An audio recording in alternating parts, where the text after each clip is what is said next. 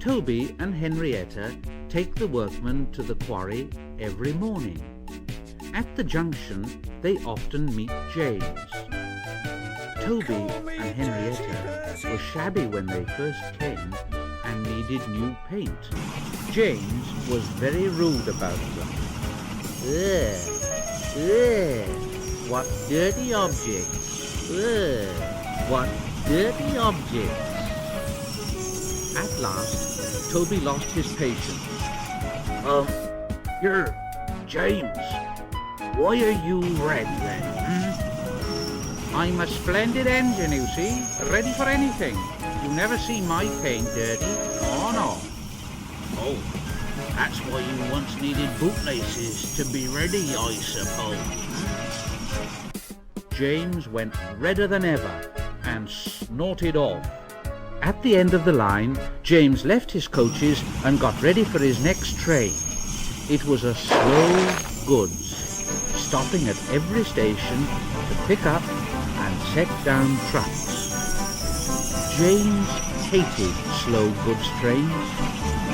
Dirty trucks from dirty sidings. I hate them. I do, there you are. Starting with only a few trucks, he picked up more and more trucks at each station till he had a long train.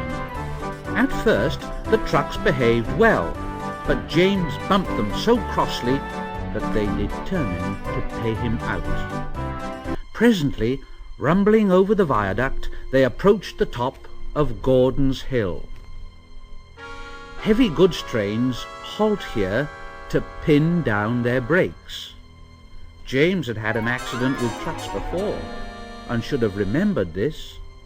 His driver called to him, "Wait, James, wait, wait!" But James wouldn't wait. He was too busy thinking what he would say to Toby when they next met. All too late, he saw where he was and he tried to stop. The trucks saw their chance and started to laugh and shout,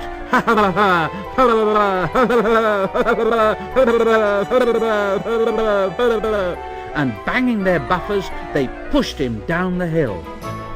The guard tightened his brakes until they screamed, and the trucks shouted, "Oh, oh, oh, oh, oh, oh, oh, oh, oh, oh, oh!" James was frightened. "I've got to stop! I've got to stop! I've got to stop! I've got to stop!" And setting his brakes, he managed to check the truck's mad rush, but they were still going much too fast to stop in time. Through the station they thundered and lurched into the yard.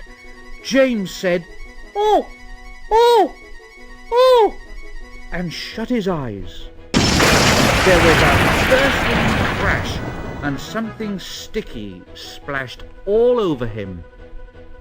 He had run into 2 tar wagons and was black from smoke box to cab. James was more dirty than hurt, but the tar wagons and some of the trucks were all to pieces. The breakdown train was in the yard, and they soon tidied up the mess. Toby and Percy were sent to help, and came as quickly as they could. And Toby said to Percy, "Look here, Percy, whatever is that dirty object there? Any idea?" "Oh, that's James, Toby. Didn't you know?" "No, it's James's shape all right, but James is a splendid red engine, and you never see his paint dirty, do you? Never James dirty, eh?" James shut his eyes and pretended he hadn't heard. They cleared away the unhurt trucks and helped James home. The fat controller was there to meet them. "Well done, Percy. Well done, Toby. And now you, James. Really. Fancy letting your trucks run away like that. I'm surprised. You're not fit to be seen. You must be cleaned at once. And Toby shall have a coat of paint. Chocolate blue, I think." "Oh, thank you, sir. And please, sir, Can Henrietta have a coat of paint too? Certainly, Toby, certainly.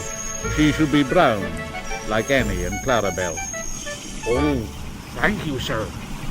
She will be pleased. And Toby ran home happily to tell her the news.